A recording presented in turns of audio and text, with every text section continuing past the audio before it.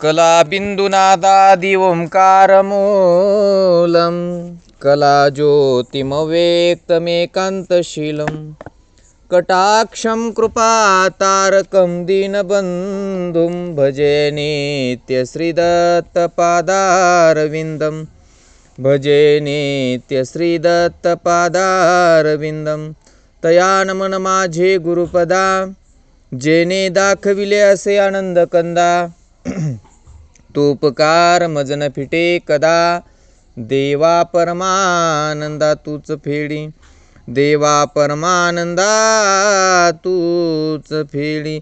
श्री दत्तात्रेय महाराज की जय। सर्वज्ञ श्री चक्रधर स्वामी की जय। कालच्या सत्रामध्ये आपण उत्तरार्ध लीळा क्रमांक 106 107 क्रमांकाच्या अशा 2 क्रमांकाच्या लीळा आपण श्रवण केल्या। आजच्या सत्रामध्ये उत्तरार्ध लीळा क्रमांक 108 क्रमांकाची लीळा आपण या ठिकाणी श्रवण करणार आहोत। तर आपल्या पोथी प्रवचनाला या ठिकाणी आपण सुरुवात करूयात। दंडवत हो मंडळीकू विज्ञापने स्त्रिये भेटी। मंडळीकू विज्ञापने स्त्रिये भेटी म्हणजे स्वामींना का स्त्रीच्या भेटी करता एका स्त्रीला दर्शन देण्याकरता मंडळिका म्हणजे नाथोबांनी विनंती केलेली आहे आणि देवाने सुद्धा त्या स्त्रीला भेट दिलेली आहे। कोण स्त्री आहे, कुठली आहे, काय प्रकार आहे, सविस्तरपणे आपण लीळेमध्ये श्रवण करूयात। नाथोबा घोगर गावा भिक्षा करावया जाती। ये बाई एकी ते म्हणे हा बाबा गोसाविया ते विनवा का। मी गोसावियाच्या दर्शना येवो। एके नित्य नेमाने नाथोबा घोगरगावला भिक्षेला जायचे। म्हणजे डोमेग्रामला स्वामींचं आता वास्तव्य आहे। हे जे चरित्र चालू आहेत हे डोमेग्रामचे चालू आहेत आणि म्हणून डोमेग्रामला वास्तव्यात स्वामी असताना स्वामींच्या सान्निध्यामध्ये असणारे नाथोबा हे घोगरगावला भिक्षेला जायचे। हे घोगरगाव डोमेग्राम जवळ आहे। जास्तीत जास्त 5 किलोमीटर किंवा 6 किलोमीटर 6-7 किलोमीटरच्या अंतरावर 5-6 किलोमीटरच्या अंतरावर हे घोगरगाव आहे। आणि मग त्या घोगरगावला नाथोबा भिक्षेला जायचे आणि जेव्हा नाथोबा भिक्षेला जायचे, भिक्षेला गेल्याच्या नंतर त्या गावामध्ये एका स्त्रीच्या घरी ते भिक्षेला जायचे। भिक्षेला गेल्यानंतर त्या घरची एक स्त्री नाथोबांना नित्यनेमाने विनंती करायची की हा बाबा गोसाव्यांना विनंती करा ना की मी त्यांच्या दर्शनाला येऊ का, असं विचारा ना तुम्ही स्वामींना। अशी विनंती ती नाथोबांकडे करायची। नाथोबा जेव्हा भिक्षेला जायचे त्यावेळेस हो का मी आजी गोसाविया ते विनविन। नाथोबा म्हणायचे ठीक आहे, काही हरकत नाही, मी आज गेलो ना वापस भिक्षा घेऊन स्वामींना झोळी दृष्टपूत करत असताना मी स्वामींना विचारेल, असं नाथोबा त्या महिलेला प्रत्युत्तर द्यायचे। गोसाविया जवळे येती आणि विनो विसरती। मग स्वामींकडे यायचे, आल्याच्या नंतर झोळी दृष्टपूत करायचे, परंतु सांगायचं विसरून जायचे की अशा अशा पद्धतीने एक स्त्री आहे आणि ती आपल्या दर्शनाला येऊ इच्छिते, तिला ये म्हणून सांगू का, असं सांगणं विचारणं देवाला विचारणं विसरून जायचे। येरीदी मागुते भिक्षे जाती। दुसऱ्या दिवशी सुद्धा ते भिक्षेला जायचे नाथोबा। का बाबा विनविले। आणि मग ती महिला विचारायची, ती स्त्री विचारायची नाथोबांना की विचारलं का तुम्ही देवाला।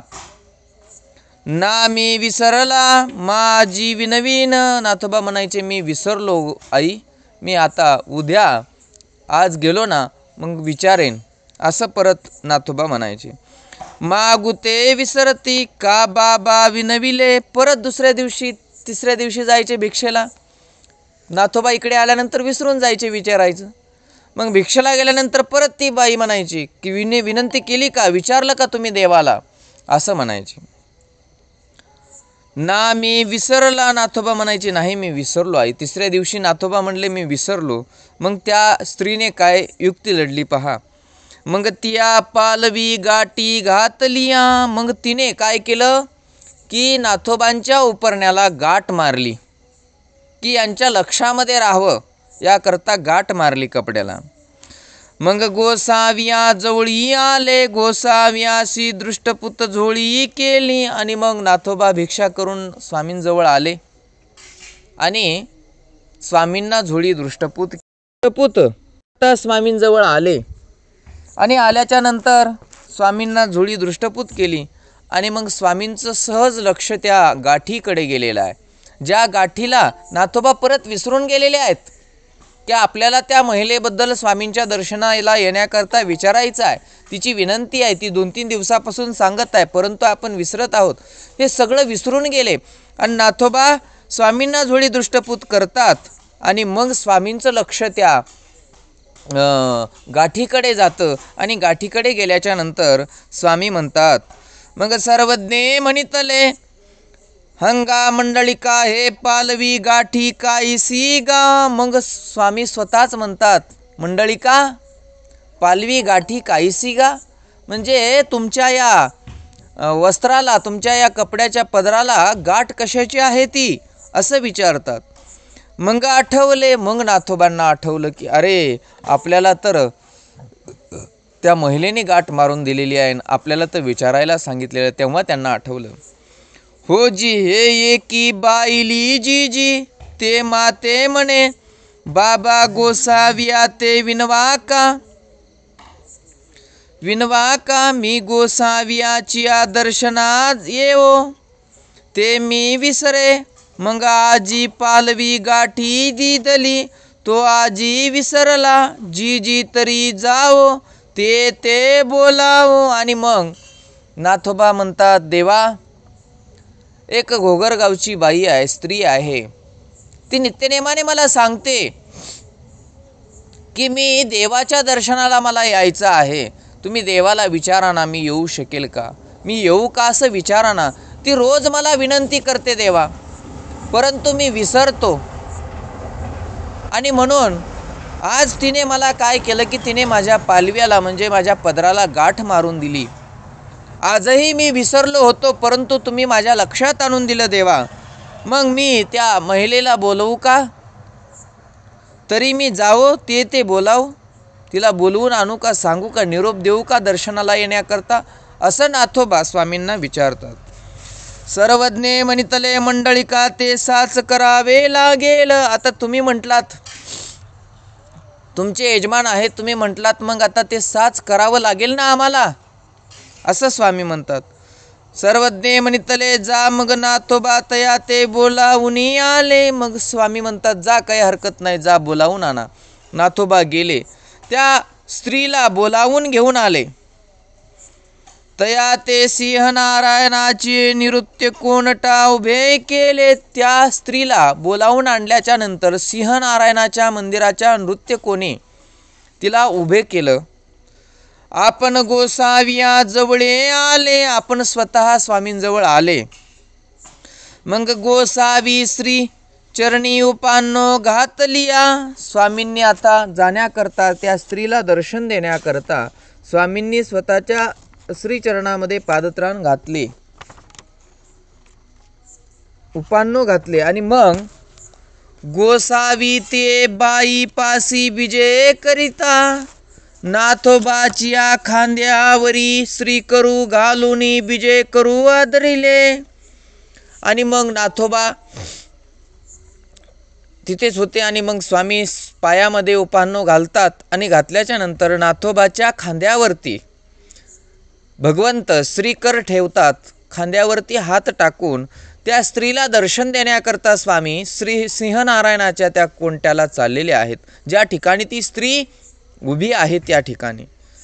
तव बाईसी म्हणितले, तेव्हा बाईसा म्हणतात बाबा नाथो ते केने जता आहे या ते राहवी जो ना. बाईसा म्हणतात बाबा नाथोबाला कुठे नेत आहात, नाथोबाला राहू द्या ना, इथेच तुम्हीच द्या, जाऊन या ना, असं बाईसा म्हणतात.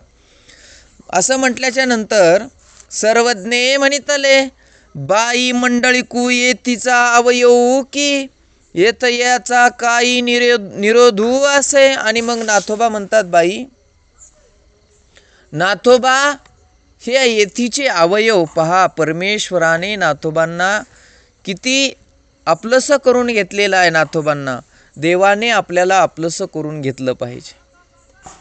देवाने म्हणावं की नाथोबा येथीचा अवयव म्हणजे आमचे अवयव आहेत. हे एक अवयव आहेत. अवयव म्हणजे आपले जसे डोळे, हात, पाय, कान, तसे परमेश्वर म्हणतात बाईसांना की बाई नाथोबा तर आमचे एक अवयव आहेत. मग या अवयवाचा आम्हाला काही निरोध? आता साहजिक आहे, आपल्याला आपल्या अवयवाचा काही निरोध होतो का? असं वाटेल का कुणाला की आपले डोळे काढून घरी ठेवावे आणि मग बाहेर जावं? आपले हात काढून ठेवावे आणि बाहेर जावं असं वाटेल का? नाही वाटत. अवयवाचा कधी निरोध नसतो. त्या पद्धतीनेच देव म्हणतात की बाई नाथोबा तर आमचे अवयव आहेत आणि मग आम्हाला आमच्या अवयवाचा काही निरोध यांचा काही आम्हाला निरोध आहे का? असं म्हणतात. तेथ विजय केले नाथोबा आणि स्वामी गेले. नाथोबा आरहाची राहिले. नाथोबा थोडा अलीकडच थांबले. गोसावी तया ते हनवटीये धरिले नावेक होते आणि म्हणितले बाई काही अति. आणि मग स्वामी तिथे गेले त्या स्त्रीजवळ. तिच्या होनवटीला स्वामींनी पकडलं आणि पकडून स्वामी म्हणतात नावेक थोडा वेळ थांबले आणि स्वामी म्हणतात बाई काही अति काय? मग सांगा काय म्हणता? असं स्वामींचं म्हणणं आहे त्या ठिकाणी स्त्रीला. त्या जी जी निवाली जी, ती स्त्री म्हणते देवा मी निवाले, माझं मन शांत झालं, मी निवाले. माझं अंतःकरण सतत दुःखीस्त झालेलं होतं, परंतु आज माझं अंतःकरण आपल्या दर्शनाने निवृत्त झालं, निवालं. असं त्या ठिकाणी ती स्त्री स्वामींना म्हणते. मग पाठवणी दिली. मग स्वामींनी त्या स्त्रीला पाठवणी दिली. मग गोसावी विजय केले. मग स्वामी आता कुठे निघाले? वापस निघाले. जिकडे सर्वज्ञ श्री चक्रधर प्रभू भगवंत वास्तव्यास ज्या गुंफेत आहेत तिकडे निघाले. क्षणही दिला तिच्या हुनवटीला धरून आणि संबंध दिल्याच्या नंतर स्वामी तिला पाठवणी देतात आणि स्वामी वापस निघाले. आणि निघाल्याच्या नंतर नाथोबा ते म्हणितले मंडळिका तुम्ही का गानयाची, तुमचा काही येथ निरोधू असे. स्वामी म्हणतात नाथोबांना येत असताना वापस मार्गाला निघाल्यानंतर स्वामी म्हणतात का गा तुम्ही का म्हणून आले नाहीत पुढं समोर? असं म्हणतात. आणि तुमचा काही आम्हाला निरोध आहे का? असं स्वामी म्हणतात. तुम्ही येथचा अवयव की सर्वज्ञ श्री चक्रधर प्रभू भगवंत परत नाथोबांना म्हणतात तुम्ही तर आमचे अवयव आहात की. संपूर्ण लीळाचरित्र ग्रंथामध्ये असं कोणत्याच पात्राला म्हणलं नाही स्वामीने की तुम्ही आमचे अवयव आहात. इथे नाथोबांना सर्वज्ञ श्री चक्रधर प्रभू भगवंताने म्हटलेलं आहे की तुम्ही येथचे अवयव आमचे अवयव आहात, तुमचा काही निरोध आहे का? असं म्हटलेलं आहे. पहा, लक्षात घ्या. इतके श्रेष्ठ असणारे नागदेव आचार्य, महादाईसा किंवा माहिम भट्ट यांना सुद्धा म्हटलं नाही, परंतु नाथोबांना स्वामींनी म्हटलेलं आहे की तुम्ही आमचे अवयव आहात. आणि मग नाथोबांना म्हणतात स्वामी की तुम्ही येथचा अवयव की. मग गोसावी तया पाठवणी देऊनी आले. मग बाईसी म्हणितले हे काही बाबा लवकरी विजय केले. आणि मग स्वामी त्या स्त्रीला दर्शन देऊन पाठवणी देऊन स्वामी आले. आल्याच्या नंतर बाईसा विचारतात हे काय बाबा फार लवकर आलात आपण? असं म्हणतात बाईसा. सर्वज्ञे म्हणितले बाई विखे आनंदू होता तो निवर्तला, परमानंदू प्रगटला. मग स्वामी बाईसा जेव्हा म्हणतात की फार लवकर आलात असं म्हटल्याच्या नंतर बाईसाला सर्वज्ञ श्री चक्रधर प्रभू भगवंत प्रत्युत्तर देतात, निरूपण करतात की बाई विषयानंद होता तो निवर्तला आणि परमानंदो प्रगटला. म्हणजे त्या स्त्रीच्या ठिकाणी विषयानंद होता तो निवर्तला आमच्या दर्शनामुळे आणि मग आम्ही त्या ठिकाणी परमानंद प्रगट केला. अशा प्रकारे स्वामी बाईसांना निरूपण करतात. बाई ईश्वरी विषय बाई विश्वरी विखय प्रेम ते दुर्लभ हो. स्वामी पुढं निरूपण करतात. पहा, प्रत्येक शब्दावरती देवाने काहीतरी गहन असं तत्वज्ञान निरूपण केलेलं आहे. या ठिकाणी फार महत्त्वपूर्ण तत्वज्ञान परमेश्वराने निरूपण केलं बाईसांना. बाईसांना म्हणतात, बाई या जीवाला ईश्वरी विषय प्रेम ते दुर्लभ आहे. म्हणजे ईश्वराच्या ठिकाणी जे विषय प्रेम आहे, दोन प्रकारचे प्रेम असतात. एक विषय प्रेम आणि एक म्हणजे निर्हेतुक मायापूर भजन, ते प्रेमाप्रती साधन म्हटलेलं आहे. मग निर्हेतुक मायापूर भजन करणे हे प्रेमाचं एक प्रेम प्राप्त करून घेण्याचं, प्रेमाचा उपाय काढण्याचं एक साधन आहे. तसंच ईश्वराच्या ठिकाणी अजून एक विषय प्रेम ते दुर्लभ, म्हणजे विषय प्रेमसुद्धा हे परमेश्वराच्या ठिकाणी जाण्याचं, परमेश्वराचं प्रेम प्राप्त करून घेण्याचं एक साधन आहे. प्रेमाचा उपाय काढणारे दोन साधन आहेत. ते म्हणजे एक विषय प्रेम आणि एक निर्हेतुक मायापूर भजन. अशा दोन प्रकारचे प्रेम आहेत.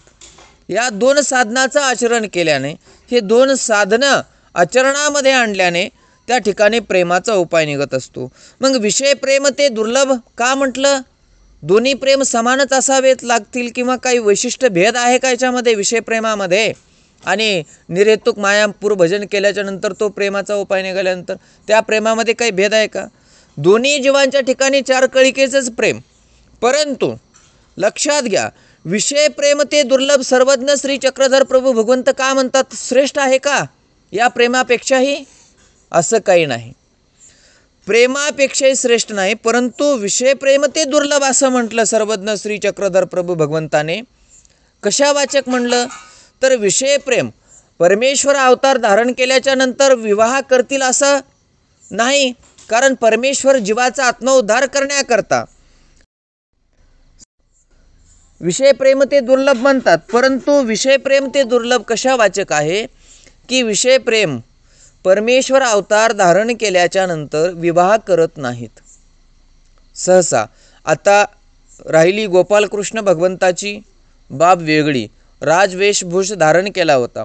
आता या मार्गादी मूळ अधिकरण असणारे श्री दत्तात्रय प्रभू भगवंताने विवाह केला नाही, चहुयुगी अवतार आहेत. मग तिथे विषय प्रेम घडेल का? जसं की द्वापार युगामध्ये रुक्मिणी मातेने श्रीकृष्ण भगवंताचं प्रेम प्राप्त करून घेतलं, त्या प्रेमी भक्त होत्या. तसं ते विषय प्रेम त्यांच्या ठिकाणी प्राप्त झालेलं आहे. आणि म्हणून लक्षात घ्या की या ठिकाणी भगवंत म्हणतात की देव अवतार धारण करून विवाह करतील असं सहसा होत नाही. यदा कदाचित कन्वेच्या जीवाखातर होऊ शकतं, परंतु सहसा होत नाही. म्हणून ते विषय प्रेम दुर्लभ आहे. आणि मायापूर भजन हे त्याच्याही पेक्षा थोडंसं हे आहे, साहजिक आहे बाबा, असं म्हणायला हरकत नाही. पण दोन्हीही प्रेम विषय प्रेमिया जरी असला तरी त्याला पुंसबंधाला पात्र होऊन त्या जीवाला चहुकळिकेचं प्रेम परमेश्वर प्रदान करत असतात. आणि मायापूर भजन अशा प्रकारे जरी प्रेमाचा उपाय निघाला तरी त्यालाही चार कळिकेचंच प्रेम प्रदान करतात. असो तर अशा प्रकारे हा प्रेमाचा उपाय आहे. म्हणून स्वामी म्हणतात की इथे विषय प्रेम ते दुर्लभ. सर्वज्ञ म्हणितले बाई कवनी एकी विहिरणी असे. स्वामी पुढे निरूपण करतात, बाई कोणतरी एक विहिरणी असते, विरह असतो तिला, विरह ती विहिरणी असते.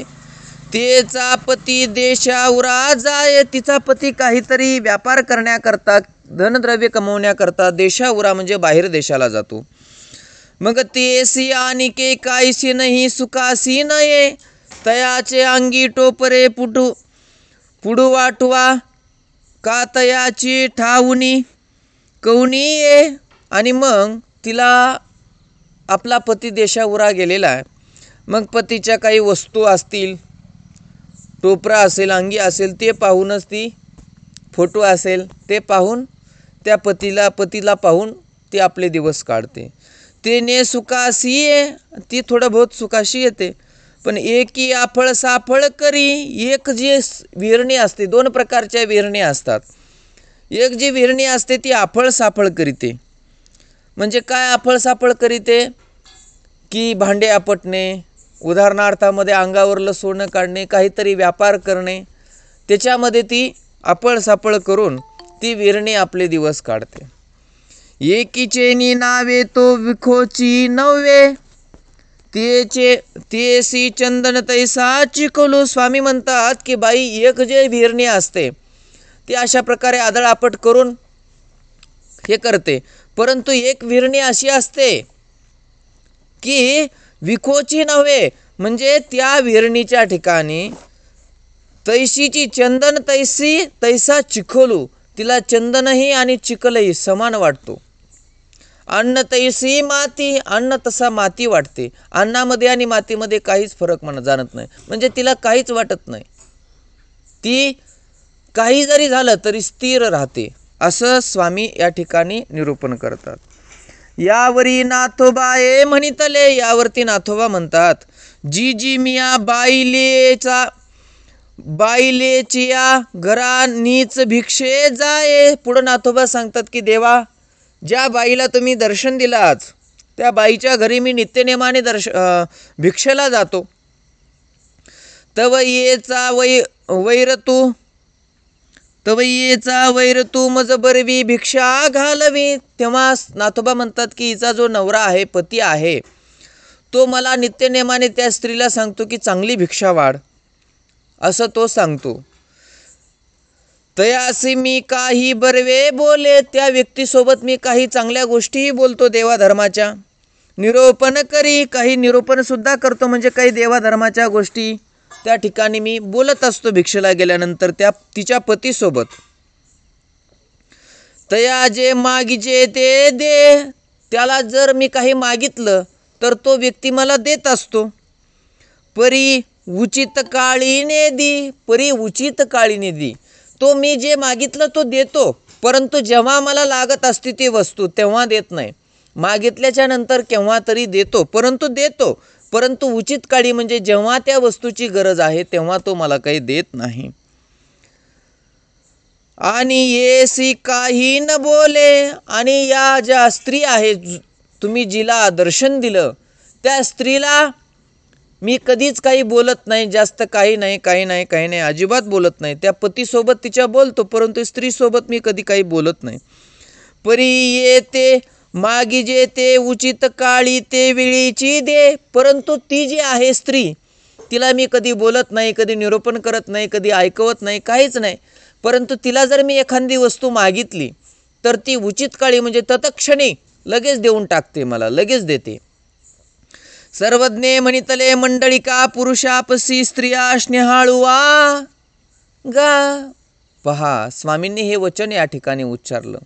जेव्हा नाथोबाचं सगळं ऐकून घेतात तेव्हा देव म्हणतात की पुरुषापशी स्त्रिया स्नेहाळू आगा, म्हणजे स्वामींनी हे वचन नाथोबांना उद्देशून या ठिकाणी उच्चारलं, त्या स्त्रीला उद्देशून उच्चारलं की पुरुषापेक्षाही स्त्रिया ज्या असतात त्या स्नेहाळू असतात, स्नेहाळूपणा असतो अंतकरणामध्ये, असं स्वामी या ठिकाणी. हो का जी नाथोबा म्हणतात, हो का अंक नाथोबा म्हणतात असं आहे, बरोबर आहे, स्त्रिया स्नेहाळवा असतात.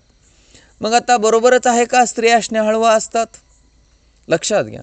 आता हल्लीच्या काळामध्ये काही स्त्रियांना दान धर्मसं करावंसं वाटत नाही. स्त्रिया 850 वर्षापूर्वी स्नेहाळवा होत्या आणि आताही आहेत काही स्त्रिया, परंतु आताच्या काळामध्ये असं असतं की समजा एखाद्या घरामध्ये गेलात, भिक्षेला गेलात, आणि भिक्षेला गेल्याच्या नंतर मग पुरुष म्हणतात द्या बाबांना एखादा कट्टा भिक्षा देऊन टाका गव्हाची, परंतु स्त्रिया म्हणतात लगेच पतीला दाबतात. मग त्या स्नेहाळू आहेत का? कारण त्यांच्या अंतकरणामध्ये कुठेच धार्मिक वृत्ती नाही. जो वंचकत्वे दान धर्म करतो त्या व्यक्तीच्या ठिकाणी कोणत्याच प्रकारचा ओलागुण नाही किंवा धार्मिक वृत्ती अंतकरणामध्ये राहत नाही. आणि म्हणून लक्षात घ्या, सर्वात महत्त्वपूर्ण म्हणजे या जगामध्ये जर काही असेल तर अन्नदान आहे. परमेश्वर सांगतात की प्रेमाचा उपाय निघण्याकरता सुद्धा निर्हेतुक मायापूर भजन घडावं लागतं. परमेश्वर सांगतात की ज्ञानाचा उपाय निघण्याकरता सुद्धा निर्हेतुक भूतभजन घडावं लागतं, तेव्हा ज्ञानाचा उपाय निघतो. निर्हेतुक मायापूर भजन घडल्यानंतर प्रेमाचा उपाय निघतो. तर म्हणून लक्षात घ्या, आम्ही कोणतीही क्रिया किंवा कोणतंही दान धर्म करत असताना निर्हेतुक अंतकरणामध्ये वंचकत्व न बाळगता केलं पाहिजे. असो तर अशा प्रकारे नक्कीच आपण कराल आणि देवधर्म करून परमेश्वराला आपलंसं करून घ्याल. त्या परमेश्वराच्या प्रेमाला, ज्ञानाला पात्र ठराल अशी अपेक्षा या ठिकाणी व्यक्त करून आजचं सत्र या ठिकाणी संपलं असं जाहीर करतो. शुभरात्री. दंडवत प्रणाम. दंडवत हो.